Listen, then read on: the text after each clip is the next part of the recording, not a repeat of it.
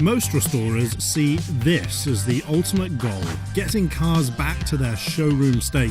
Not Ward. He believes they should be driven and that they should be given modern engines and controls so that using and abusing them is enjoyable.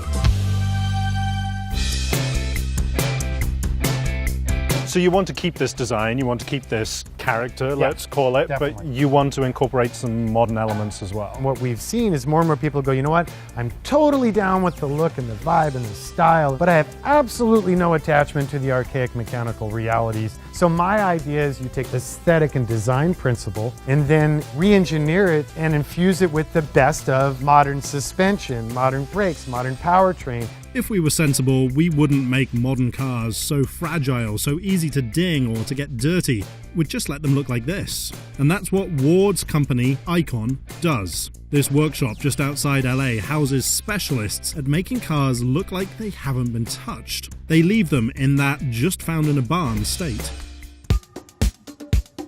Start by telling us a little bit about the history of this car. Total barn find. This is a 1935 Auburn Phaeton, which was a common term for a four-door convertible. The purity in the design and the perspective of the original designer is so clearly embodied in everything. The concept of suicide doors are just genius. The escutcheons with this beautiful taper, this enameling on the dash and the fonts, it just gets me all excited. And this patina is just stupid.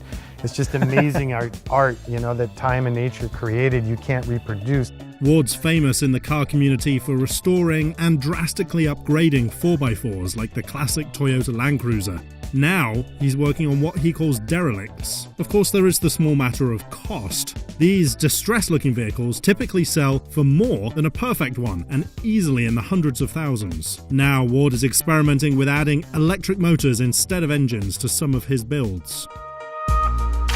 This is the one I'm particularly drawn to, though, a Rolls-Royce from my home country. It's a 1958 Silver Cloud. Basically, then you've saved the body panels and everything else. Correct. So this underside, if we were to get down and have a look, Yeah. how do you bring in a car and build a whole new chassis for it and have it fit? You basically shell the car, liberate the shell from the original chassis, get it out of the way, then you prep it, clean it, and mark it for laser mapping. So British classic to American classic.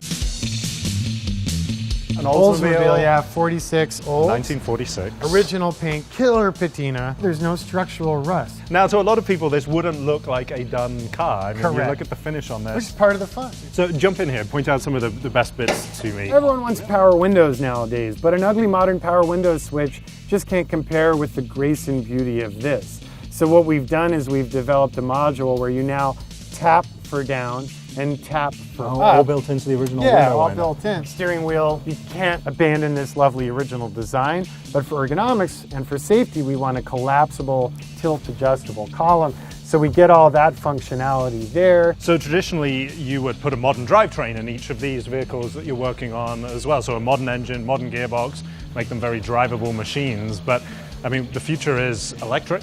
You know, take a Tesla, so they're fast, they're fun and everything, but I want something with more distinction, more individual, more personality. So it brings us to the last car we want to talk about. 49 Mercury, car James Dean made famous back in the day. Just Americana as it gets, original paint car. So we're building this to be a Tesla eater. So it's running dual AMR electric motors, about 800 foot-pounds of torque. I want to see this in this condition with its patina and everything else at the stoplight with a Tesla. I can't wait. Can we drive one of these vehicles? Have you got one that's actually Yeah, roadworthy a couple. now? Yeah, let's go pick one out. Cool.